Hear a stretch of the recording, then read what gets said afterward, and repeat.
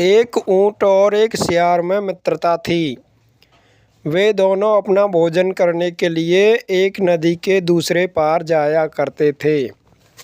सियार से तैरना नहीं आता था, इसलिए वह ऊँट की पीठ पर बैठकर नदी पार करता था और दोनों दूसरी पार जाकर अपना पसंदीदा भोजन करते थे। एक बार वे दोनों नदी के उस पार गए और अपना अपना भोजन करने लगे। सियार ने जल्दी जल्दी अपना पसंदीदा खाना खाया और उसका पेट भर गया। ऊँट बेचारा धीरे धीरे अपने पसंद के भोजन को खा रहा था और वह बहुत भूखा था। तभी सियार ऊँट से कहता है कि भाई, आज तो मेरा पेट इतना भर गया कि मुझे ज़ोर ज़ोर से आवाज़ करने का मन कर रहा है। ऊँट कहने लगा, भाई ऐसा मत कर, अगर तू आवाज़ करेगा तो खेत की रखवाली करने वाला आ जाएगा और तू तो भाग जाएगा, मुझसे तेज़ भागा नहीं जाएगा, वो मुझे बहुत मारेगा और वैसे भी मैं अभी बहुत भूखा हूँ। लेकिन सियार नहीं माना। सियार कहने लगा, भाई आज मैं नहीं रुक सकता, आज मुझ पे अपने आप पे कंट्रोल नहीं हो पा रहा है, मैं बहुत तेज़ आवाज़ करना चाहता हूँ, आज बहुत खुश हूँ। ऊँट बोला, नहीं भाई ऐसा मत कर। लेकिन सियार नहीं माना और ज़ोर ज़ोर से आवाज़ करने लगा।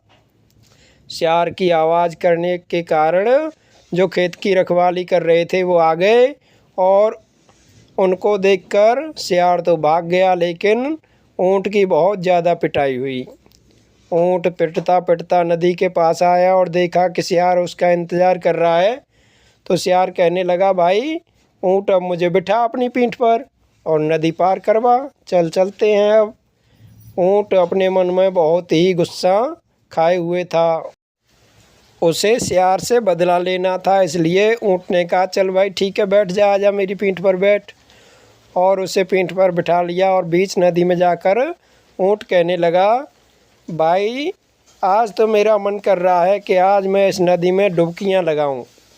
आज मैं भी बहुत खुश हूँ, बहुत इतना खुश हूँ कि आज मुझसे रुका नहीं जा रहा, मैं डुबकियाँ लगाना चाहता हूँ। सियार कहने लगा, भाई ऐसा मत कर, अगर तू डुबकियाँ लगाएगा तो मैं डूब जाऊँगा, मुझसे तैरना आता नहीं है, मैं कैसे निकलूँगा नदी में से, मुझे पार कर दे, फिर दोबारा आके तू नदी में डुबकियाँ लगा लेना। लेकिन ऊँट नहीं माना। ऊँट ने कहा, भाई आज मैं भी अपने आप पे कंट्रोल नहीं कर पा रहा हूँ और मैं भी आज तो डुबकियाँ लगा के ही मानूँगा।